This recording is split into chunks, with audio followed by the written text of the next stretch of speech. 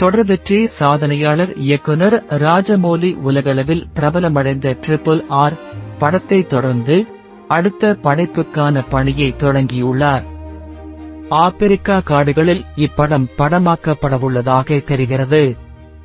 இது சம்பந்தமாக கென்யா நாட்டில் உள்ள அம்பொசெரி நேஷனல் பார்க் சென்றிருந்த ராஜமௌலி அங்கு திறந்தவெளி காட்டு பகுதியில் எடுத்து தனது புகைப்படங்களை இன்ஸ்டாகிராமில் வெளியிட்டிருந்தார். ராஜமௌலியுடன் சென்றிருந்த அவரது மகன் SS கார்த்திகேயா கென்யா காடுகளுக்குள் பயணித்து புகைப்படங்களை வெளியிட்டிருந்தார்.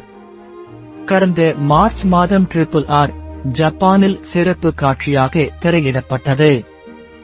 இந்நிகழ்ச்சியில் கலந்து கொண்ட ராஜமௌலி தெலுங்கு சூப்பர் ஸ்டார் மகேஷ் பாபு இப்படத்தின் ஹீரோ என்பதை உறுதி செய்தார். மற்ற நடிகர்களுக்கான தேர்வு நடந்து கொண்டிருப்பதாகவும் தெரிவித்தார். தெலுங்கு திரையுலகின் இளவரசன் என்று அழைக்கப்படும் மகேஷ் பாபு இந்திய திரையுலகின் சிறந்த டைரக்டர் என்று கருதப்படும் ராஜமௌலியுடன் முதல் முறையாக இணைகிறார். இதனால் இப்படம் மிகப்பெரிய வெற்றி படமாக சாதனை புரியும் என்று பெரிதளவில் எதிர்பார்க்கப்படுகிறது. மகேஷ் பாபுவின் திரிவிக்ரம் ஸ்ரீனிவாஸ் இயக்கிய குண்டூர் காரம் திரைப்படம் சென்ற ஜனவரி மாதம் வெளியானது. மிகப்பெரிய ஹிந்தி திரைப்பட வாய்ப்புகளும் ஏராளம்.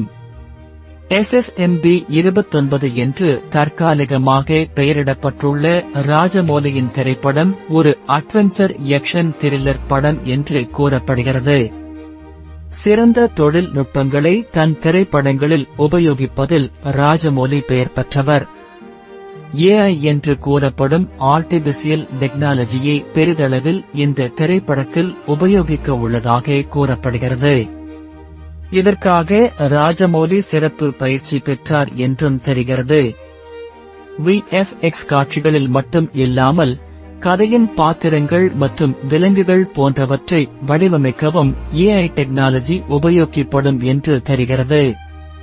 படத்திற்கான திரைக்கதை தயாராக உள்ளதாகவும் நடிகர்கள் தேர்வு மற்றும் படப்பிடிப்பு தொடங்குவதற்கான அனைத்து பணிகளும் நடந்து கொண்டிருக்கிறது என்று இயக்குனர் ராஜமௌலி தெரிவித்திருக்கிறார்.